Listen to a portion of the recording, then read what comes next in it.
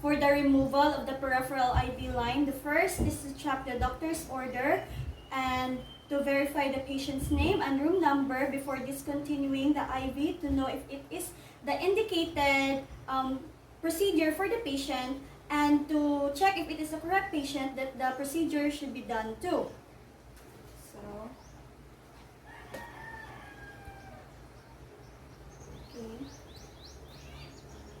So the next is to prepare or gather all the materials that are necessary for the procedure. It is for you to save time and energy. So the necessary materials are alcohol, the cotton balls, the gauze pad, the surgical gloves, and the adhesive tape. We also have a disposable bin for the used materials. So, after gathering all the materials that are needed for the procedure, the next is to put it to the bedside table of the patient.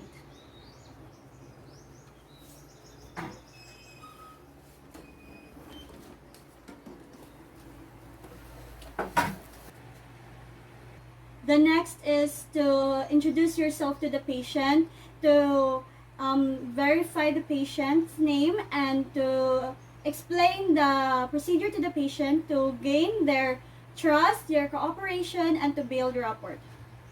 So, hi ma'am. My name is Trishan Martinico, your nurse for today. May I know your name and date of birth, please? I am Mrs. Martinico, and I was born on March 25, 1975. Okay, Miss Martinico.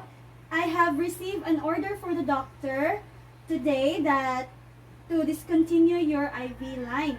So it means that it is now no longer necessary for you since the IV loss or the fluid loss in your body has already been corrected. So I assure you that it is not painful. Is it okay? Yeah. Okay, so let's start the procedure. So the first thing to do when removing the IV is to clamp the IV tubing. It is to stop the flow of infusion and the flow of solution during tubing and solution change.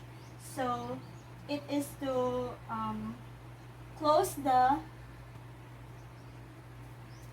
And the next is to wear clean gloves to protect yourself from the present microorganisms.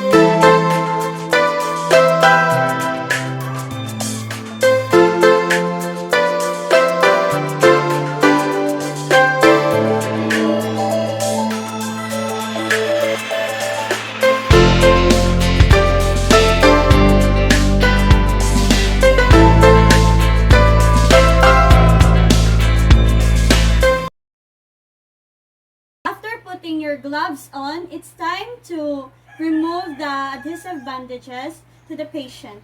So, gently pull the dressings, the tapes, or the bandages that is in the patient's skin to reduce the risk of mechanical trauma to the skin.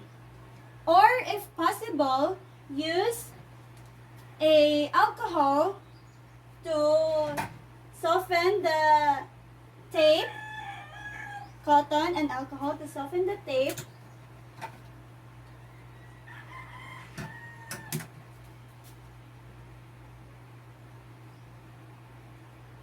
And try to remove it as soft as possible or as gentle as possible. So, in this case, if the patient has a hair on his or her hands, so we must pull the tape to where the hairs are sitting. So in this scenario, Miss Marites Martinico don't have hairs in her hand, so it is okay to pull it to in different directions. So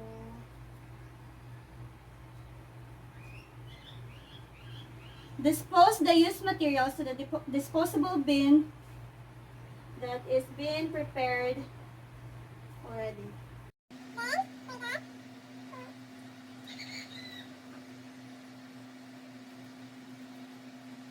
So before removing or pulling the last tape along with its IV cannula, so using the aseptic technique, we should open the gauze pad or the cotton along with putting a adhesive tape on the above of it and put it in easy for you to reach for easy access.